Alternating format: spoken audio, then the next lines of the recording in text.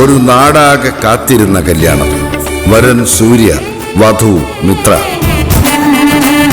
എന്നാൽ ഈ കതിർമണ്ഡപത്തിന് മറ്റു ചില ലക്ഷ്യങ്ങളുണ്ട്. ആരും മറക്കില്ല ഈ കല്യാണ ദിവസം. കാണാൻ കാത്തിരിക്കുക. സ്വയംവര പന്തൽ എല്ലാ ദിവസവും രാത്രി 8 മണിക്ക്.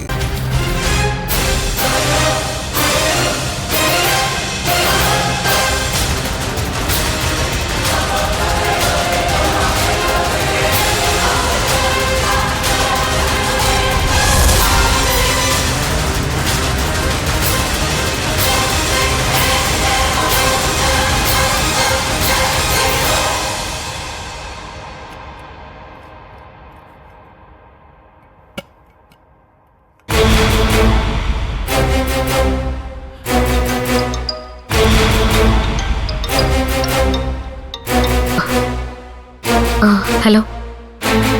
ഞാനിപ്പോൾ ഇറങ്ങും. ഇറങ്ങിയിട്ട് വിളിക്കാം. ശരി.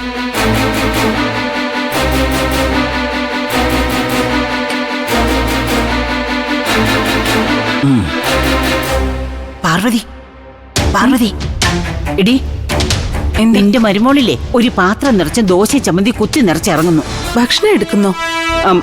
കഴിക്കാനായിരിക്കും. അതിനെന്താ അമ്മേ? ഓ, ഇതിങ്ങനെ ഒരു കഴുത. ഇടി, കഴിക്കാനല്ല, കൊണ്ടുപോവാൻ. പാഴ്സലാക്കുന്നെന്ന്. എവിടേക്ക് കൊണ്ടുപോവാൻ? ആ, അതെനിക്കെങ്ങനെ അറിയാം? ഇടി, നീ ചെന്ന് ചോദിക്ക്. എനിക്ക് തോന്നുന്നതേ ജോലി ഒന്നും ശരിയായില്ല എന്ന് ആ പെരിങ്കള്ളി ഇന്നലെ നമ്മളോട് പറഞ്ഞത് കള്ളമാണെന്ന്. എന്തിന് കള്ളം പറയണം? ഞഞ്ഞാവുഞ്ഞ.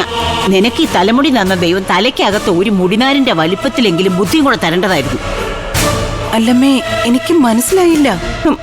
ഓഹ്, എടി പൊട്ടി, ജോലി കിട്ടിയെന്ന് പറഞ്ഞ ശമ്പളം എത്രയാണെന്ന് ഇവിടെ പറയേണ്ടി വരില്ലേ?